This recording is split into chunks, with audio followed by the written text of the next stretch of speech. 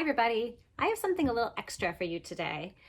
When my oldest son Caleb was born, my mom gave him this box of books. Look at that. These are Beatrix Potter's tales, and I loved these stories when I was a little girl. I don't know if it was because they were teeny, and I absolutely love teeny tiny books. My class knows how much I love little pocket-sized books, or if it was the stories or the pictures, I don't know, but I love them. And so I thought that I can start doing a little Beatrix Potter series and read some of my very best favorites to you. So today I'm going to read the very first one. And I figured I'd start with the one that probably most of you are most familiar with, and that is The Tale of Peter Rabbit. And these are all written and illustrated by Beatrix Potter. And look how tiny this book is. It's so perfect. I love it. Lots of these characters you'll be hearing more about. Oh, there's Peter and his mom.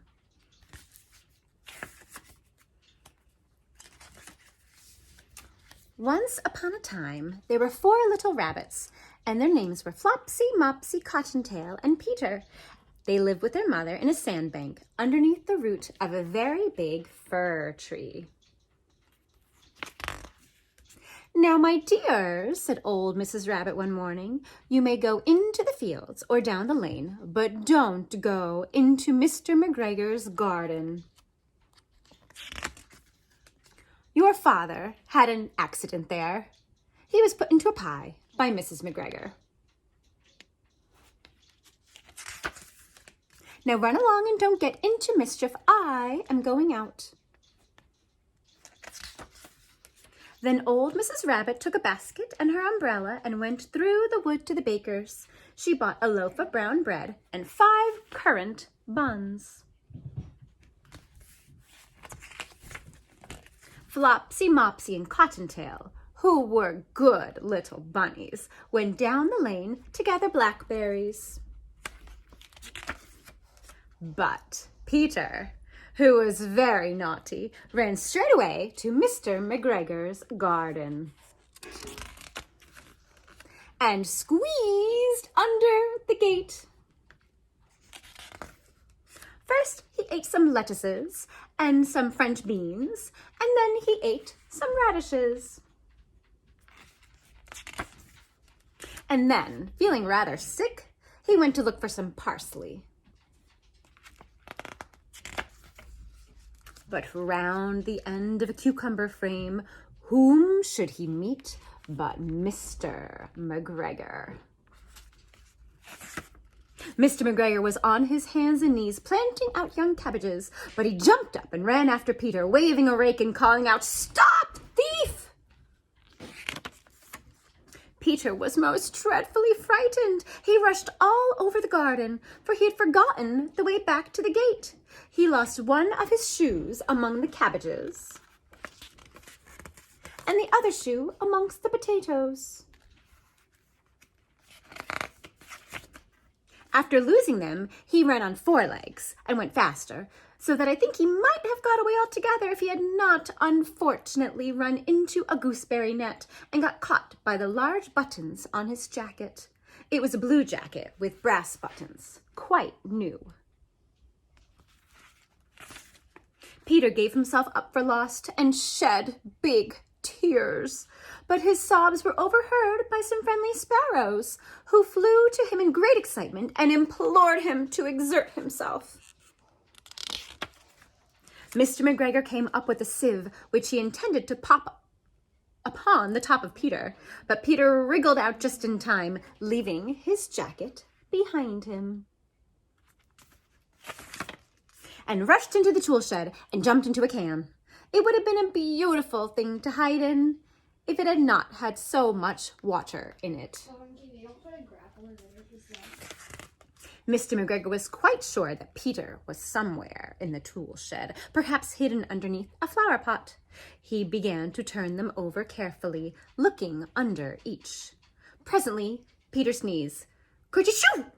Mr. McGregor was after him in no time. and tried to put his foot upon Peter, who jumped out of a window, upsetting 3 plants. The window was too small for Mr. McGregor, and he was tired of running after Peter. He went back to his work. Peter sat down to rest. He was out of breath and trembling with fright, and he had not the least idea which way to go. Also, he was very damp with sitting in that can.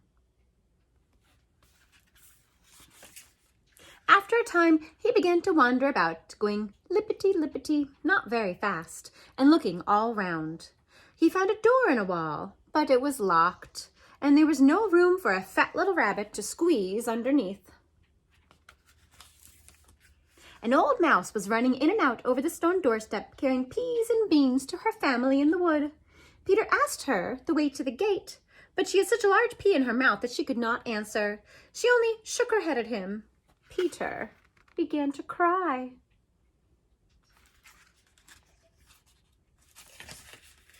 Then he tried to find his way straight across the garden, but he became more and more puzzled. Presently, he came to a pond where Mr. McGregor filled his water cans. A white cat was staring at some goldfish. She sat very, very still, but now and then the tip of her tail twitched as if it were alive. Peter thought it best to go away without speaking to her.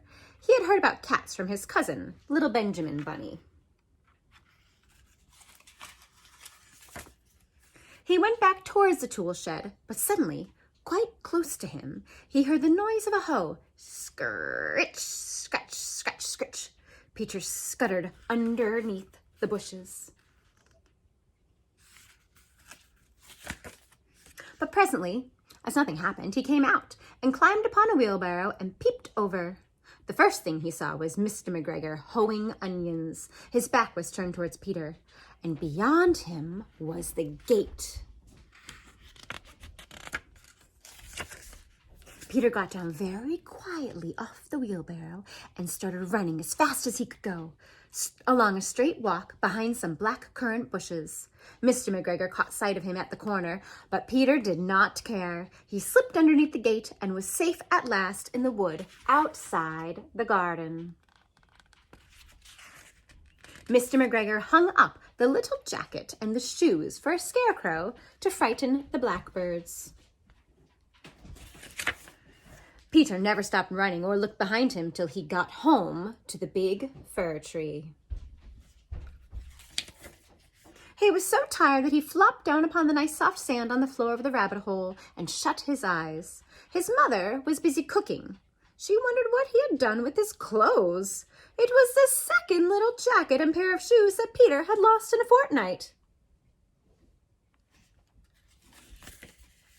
I am sorry to say that Peter was not very well during the evening. His mother put him to bed and made some chamomile tea, and she gave a dose of it to Peter. 1 tablespoonful to be taken at bedtime.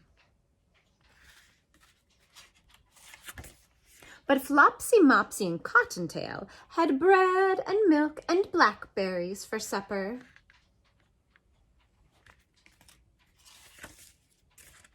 The end.